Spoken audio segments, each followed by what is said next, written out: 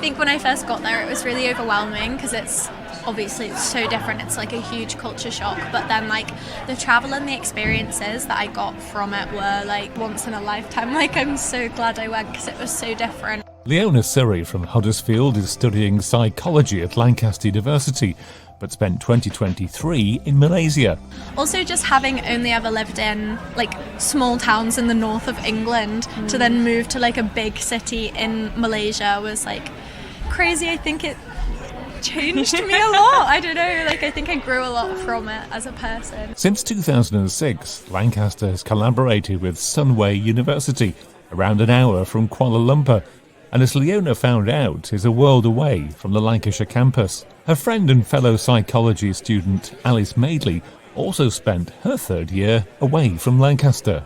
So I did my third year last year in Madrid in Spain. It wasn't actually my first choice. My first choice was to go to Uni of South Australia, but there was only one space available. But I was glad I ended up getting it, to be honest, because it was nice that the time zone wasn't too different, but there was still enough of a cultural difference for it to be clear that I wasn't in England. Whereas if I'd gone to Australia, I think it's more similar to England, perhaps, like there's no language barrier. Yeah, so I went there for a year. I did 2 semesters at University. It was good because I got to study different things to what I would study in Lancaster. I think I got to choose 30% of my modules that were non-psychology based.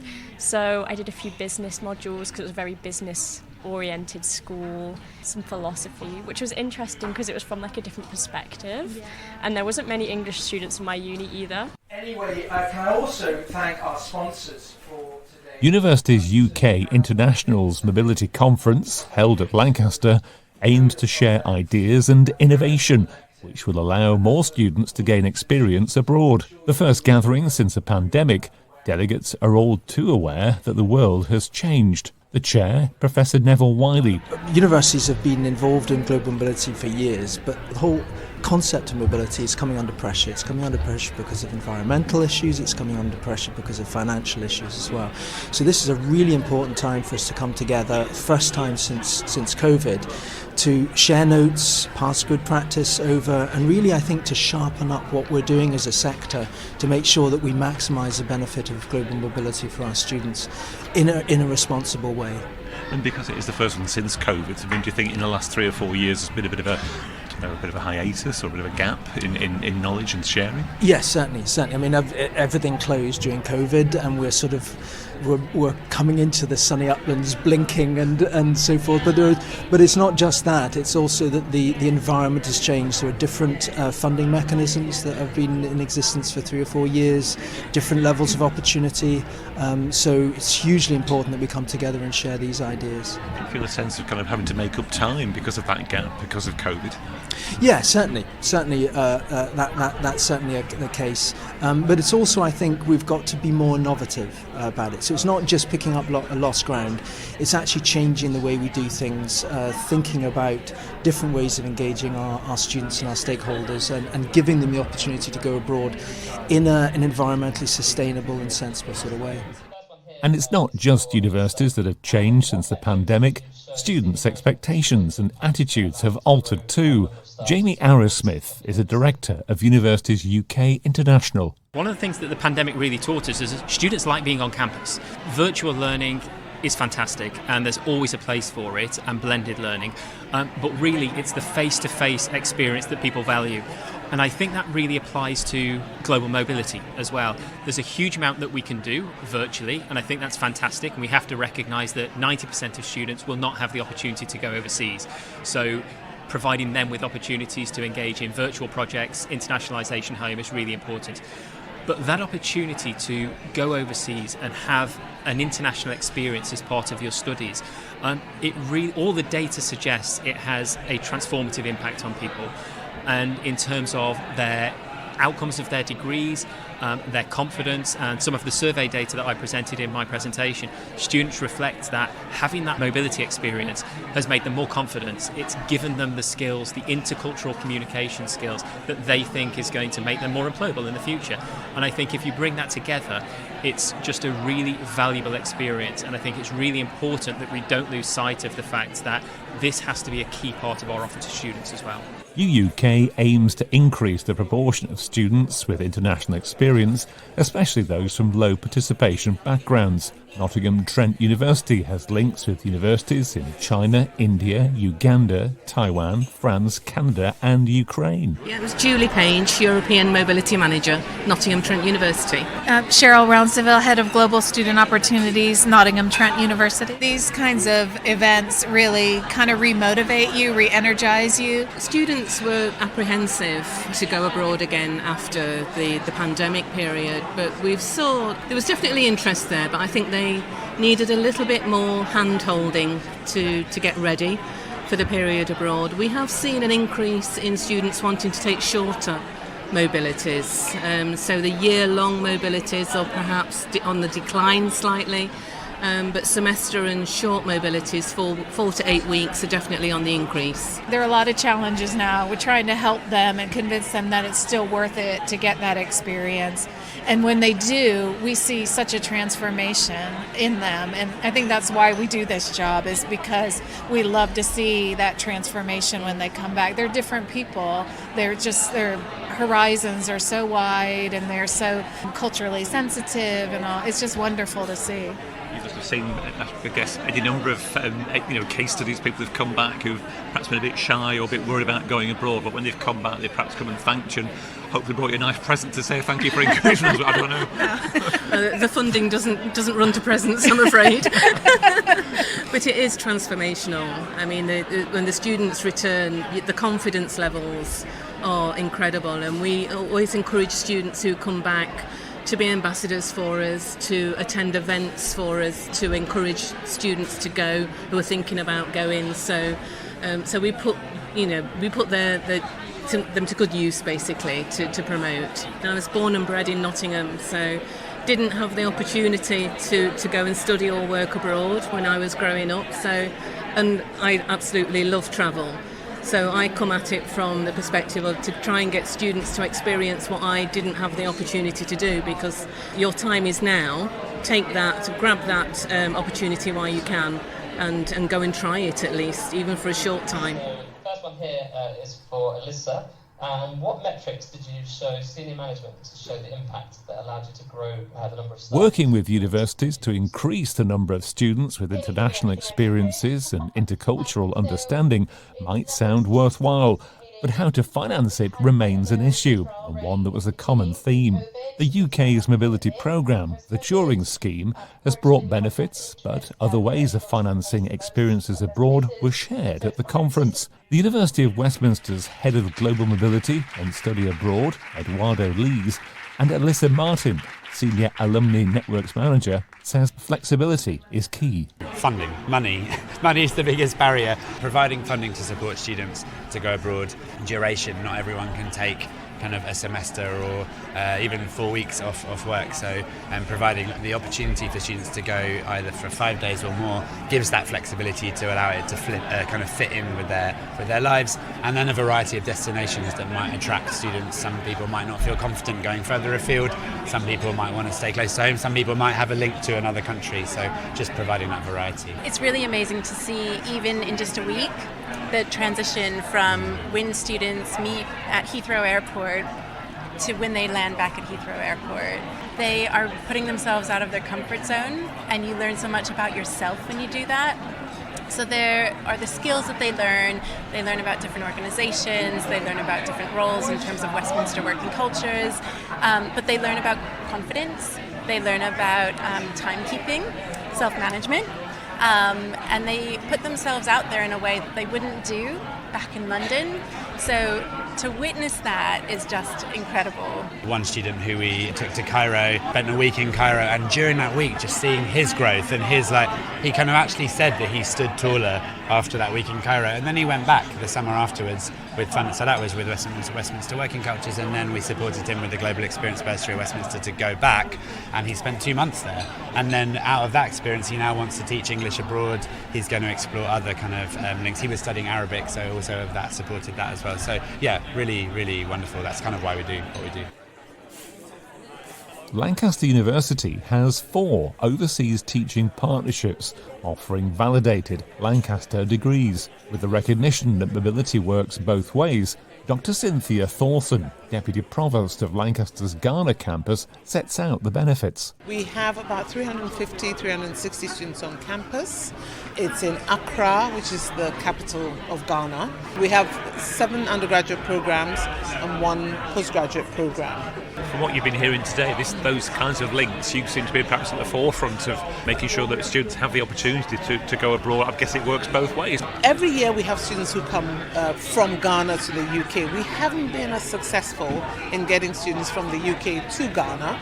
We've had, I believe, a couple of students who have, for example, we've had one student who came and did an internship in Ghana over a summer period. We've also, with the EMBA program, the students can take modules in Lancaster or in Ghana. So we've had students from Ghana come and take EMBA modules in Lancaster, and we've had a student from Lancaster come and take an EMBA module in Ghana. UK, as they said in the presentation, is becoming less and less of a attraction when it comes to education. In terms of the quality of the education, no problem at all. Absolutely, I think UK still sits right at the top when it comes to quality education. It's the experience after the education that's the problem. And if we can find, I'm not quite sure we're going to be convincing the UK government to change its mind about, visas and all of that. So I think as a sector we need to think of alternative ways of ensuring that students who come to the UK get an educational experience can still build up employability skills that are relevant. So for example, go to Ghana, Vodafone is in Ghana, Nestle is in Ghana, Twitter is in Ghana, Google is in Ghana, Unilever is in Ghana. If we could make links with those companies, those multinational companies in the countries of origin, we could still provide students with experience of working for UK companies, but probably in a different country, in a different context. And I think, we've just got to find creative ways of keeping UK relevant and attractive as an education hub. Collaboration is the key. No one university has the answer. And therefore conversations like this are really important. A campus in Indonesia is about to become Lancaster's 5th teaching partner. Vice-Chancellor Professor Andy Scoffield. We've consistently wanted to be open to the world and send our students out into that open world as well, and we do believe in building bridges and not walls, and this is an example of it, whether we're talking about our international campuses or whether we're talking about students going out or coming here to be educated and to do research. It's a really important part of Lancaster's DNA. Tricky time, isn't it? Having just gone through the pandemic, not all students want to go away for a period of time. A bit of concern, and also money, the expense of going abroad as well. So how do you kind of make that work? Yeah. I think it's a very important question, and recognising that those opportunities for them to be most effective do need to be open to everybody. And people have different needs and different stages of life, so making something possible is almost the starting point. Whether it's, and I know this conference has talked about sort of micro visits at small scale, doing things virtually to open people's eyes to what might be possible before migrating to perhaps longer term visits outwards, and maybe even playing a part in a global classroom, for example, as part of your studies. We have this great international research conference where we bring together students from all of our international partnerships and indeed some of our UK partnerships into one big meeting. It's a great global event that happens virtually, but it gives people a chance to experience other cultures, other ways of doing things. I always enjoyed travel, and as a student travelled a lot. My degree was quite prescribed, so didn't offer the possibility of travel during it, but before and in the summer I studied and worked often overseas. And as a research student, I had the chance to go and work in France for 3 months, which I did and really enjoyed. And then as a physicist, we have conferences and activity all over the world, and I worked overseas as well. So international is really important to me, and it's not the easiest thing to do. You spend part of your time adapting to a new life, but then you start to see how people are doing things different can really enrich your way of thinking and your way of living. But I guess when it comes to universities as well, this group of people, there's a danger, isn't there, that each university perhaps thinks of itself as the most important in a bit of a silo. So having an event like this at Lancaster shows that, you are better, stronger together. I think that's absolutely true, and I think just hearing the buzz, people are sharing ideas. There's no sense of kind of holding to yourself some of your state secrets within an institution. I think we're all motivated by the same thing, which is that what we do in the UK, the students that we have and bring to the UK and send out from the UK are a fantastic asset, of which an international experience only augments. Yes, so my name is Natalia Sienkiewicz and I come from Poland. It's very close to Krakow, from the south of Poland. Learning how to travel in a better way and also like the new culture. I was very keen on learning Italian because my last year I spent in Italy.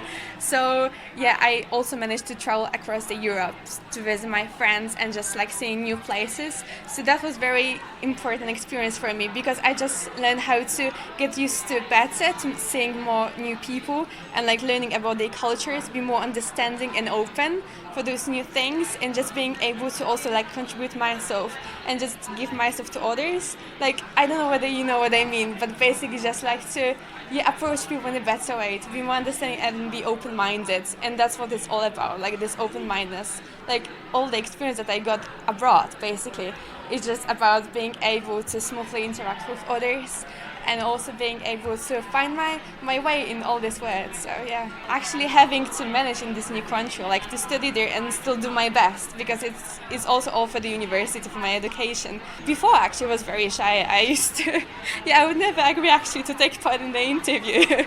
And now I'm just like, trying to approach new things and be open for what life's given me. So I'm also trying to use many opportunities at Lancaster, so like taking part in the extra stuff, trying to volunteer and just approach new people and try new things, like just to learn more. And while existing collaborations may well be thriving, the conference heard more about India's education ambitions. Alison Barrett is the country director for the British Council in India. So India is embarking on a really massive reform agenda, launched in 2020 by the National Education Policy and sustained by a number of different initiatives to change regulations, to make it easier for internationalisation, easier for engagement, for global mobility. So it's a really exciting time to be working in education in India. The size and scale of the higher education system is really astonishing. Over 1,100 universities, about 40,000 colleges, about 2,000 standalone institutions, 80 million students, places needed to reach the gross enrolment ratio target of 50% by 2035. So it's mind-boggling. India has so much to offer, and India and the UK working together, pooling their collective resources around research and innovation, can really create the solutions that we need to support global challenges and global issues. So together during COVID, for example, we collaborated on the COVID vaccine.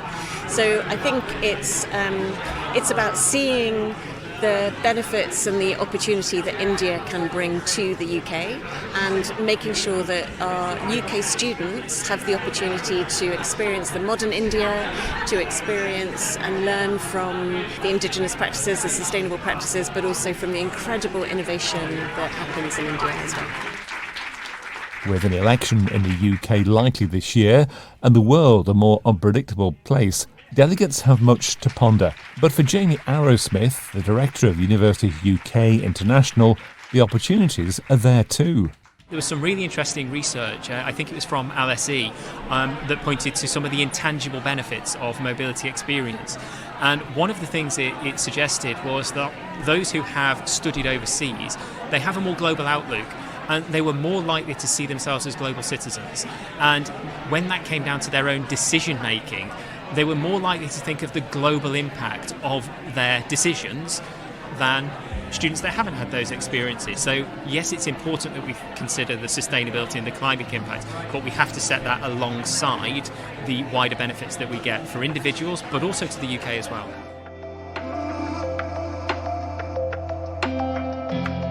And for Leona and Alice, their experience abroad has changed their outlook on life and may well lead to a very different career path. I was literally just saying, I think because I'm from like a small town, and then Lancaster's like a very quiet small town. I always just thought like I'm a country girl, but like living in a city last year, I think I'm like, now I kind of want to move somewhere with a bit more like hustle and bustle. I was thinking maybe somewhere in Europe, but not sure. Yeah, sounds good. And it just makes you realise how many other places there I haven't been to. Yeah, so true. So I kind of want to do that, but again, we don't have like funding. As soon as you graduate, it's just off your own back. So I think I might get some money over summer, and then I don't know, I need to plan. I'm very unprepared so far, but the plan is just to kind of get out my comfort zone, maybe teach English somewhere. Yeah, that's about it. These are all thoughts you've had as a result of going abroad, which you wouldn't have happened before, would it? Yeah, definitely. I wouldn't have thought of this. I would have just thought, apply to every internship that's on LinkedIn, like in Manchester or whatever. But now that's just not the route I want to go down anymore.